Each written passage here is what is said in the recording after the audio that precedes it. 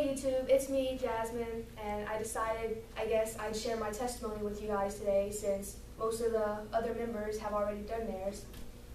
So basically, I was born June 19th, 1996 in Le Havre, France.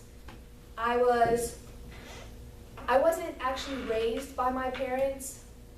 Like, I was actually supposed to be like aborted, but right before I was born, my parents had moved back over to France where my grandparents were, and they gave me to my grandparents. So I was raised by my grandparents. Basically, after my parents had left me there, after my mother was discharged from the hospital, they came back over to the States and lived in Louisiana for some time, and I pretty much don't know much about their lives after that, but that's all right because it's not about their lives, it's about my testimony and not theirs. So at the age of 6, you know, just a normal little child, innocent, pure, don't understand a lot of things, never been in church in my life. Well, that was when my cousin had first hurt me. He ended up raping me from the age of 6 to the age of 13 for 8 years. And I tried to tell people, and they would not believe me. And I don't understand why, to this day. At the age of 9, my little brother was born, and I still don't understand the concept of why he was like a perfect child. He wasn't raised by my grandparents. He was raised by my parents, by my crackhead father and my abusive mother. And so I'm not sure why they treated him so different, what was so different about him. Also at the age of 9 was when I started getting bullied. And you know, people would just say mean things like, oh, you're ugly, you're fat, and this. And so that's basically when like I started starving myself and I began self-harming.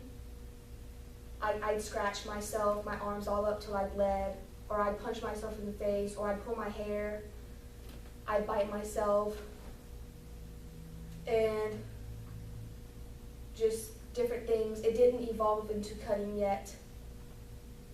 I was always like such an adventurous child. At about the age of 10, I decided, why not? We were in a park, they had squirrels by this tree, and I decided to go run after the squirrels, and you just see me all of a sudden jump and dive and crash straight into a tree because I'm trying to catch the squirrels, in which I got attacked by them instead. At about the age of 12, I started actually cutting from the bullying and the peer pressure and all these things that happened at school in middle school. Middle school was just, it's such a rough time for everyone. And then at the age of 13, you know, that was when I had moved from France, the only home I never have ever known, my grandparents, because my mother wanted me back. And I'm like, well, why the first 13 years of my life you didn't want me and now you want me all of a sudden? My father was nowhere to be seen. He had been locked up in jail this whole time because I don't even know why. When I moved with my mother, I had this church, and it was actually pretty decent. You know, you felt the presence when you went in there, but I never thought about it. Like, I never thought anything about it. I was like, okay, they sing some good songs, and people get crazy, you know, they start jumping up and down, falling on the floor, running around the church. That's cool. I don't want that to happen to me. Because, you know, that's weird, and I don't believe in that. Then later that year, it was my 8th grade year, the end of my 8th grade year, the bullying began like really, really bad, worse than it already was. And that was actually when I first attempted suicide. I had tried to overdose, and my little brother found me, which, you know, I feel sorry about that, but if he wouldn't have found me, I'd probably be dead. That year was also when my mother started to mentally and emotionally abuse me. She would call me things, tell me I shouldn't be here, tell me I was supposed to be aborted, things like that. That she wished she never had me, and I should just go and die in a hole somewhere. Freshman year was pretty much just as bad.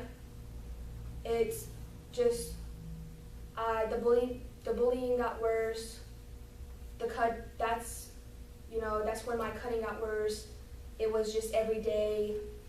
I'd cut, like my arms would be just covered, both of them, and the abuse from my parents, it got worse, and I continued starving myself because I was fat and I was in soccer. That was when I joined soccer and FFA, and I was like probably the slowest runner there. I attempted suicide 3 times that year, just in my freshman year. I was 14, and that was the year that my grandparent, the one who raised me, had also passed away. He had died from colon cancer, and that really took a toll on me because that was pretty much losing my father. Sophomore year, well, I was 15 then, and it seemed pretty promising. I was still in soccer, I was still in FFA, but everything just continued. The bullying slacked a little, thankfully, but the cutting progressed worse, as did my eating disorder. It got pretty bad.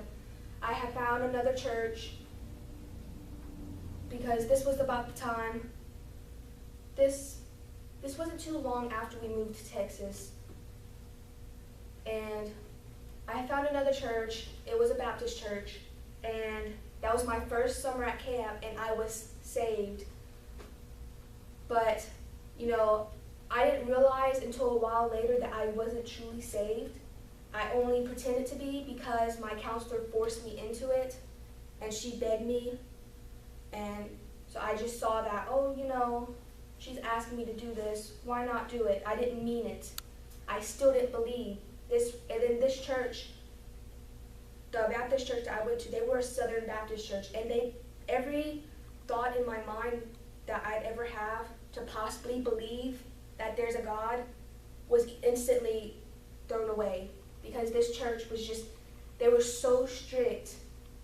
You had to wear skirts, and you had to sing hymns, and you couldn't do this, and you couldn't do that.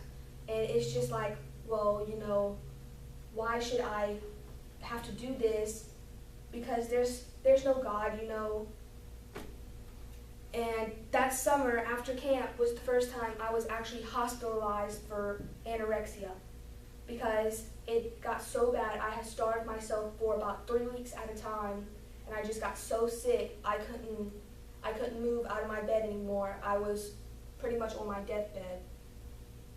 That year is also the year that my ex-boyfriend had raped me, and he had hurt me. He had cheated on me, and he just did things that, someone should never do to you. That year, over the course of my sophomore year, I attempted suicide twice. And that summer, I was also diagnosed with severe clinical depression, ADD, OCD, major food allergies, which didn't really matter to me because, I had a repellence against food, epilepsy, high-functioning autism, anorexia, PTSD, and anxiety. I'd have major panic attacks. And then my junior year began. I was 16. The bullying got incredibly worse. I thought I was safe from it, but it just picked back up. It got incredibly worse. This was my first year as an FFA officer, which pretty much changed my life. And I was still in soccer, or I'm still in soccer. I found a new church. I found Channelview Assembly of God Church, and I was slain in the Spirit after, of course, accepting God for, who He is, believing, getting my belief back. But I was only there for 2 months before things happened, and I was forced to relocate due to some pastor issues. And that's when I found New Life Assembly in October. I went to Converge with them in November. I was filled with the Spirit, filled with the Holy Ghost, with the evidence of tongues.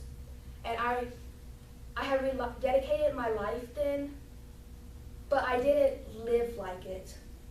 It wasn't until on Youth Sunday, which was April 21st of 2013, that I truly realized that, I needed God in my life. I was so desperate. I was at the brink of another breakdown, and I needed something good in my life for once.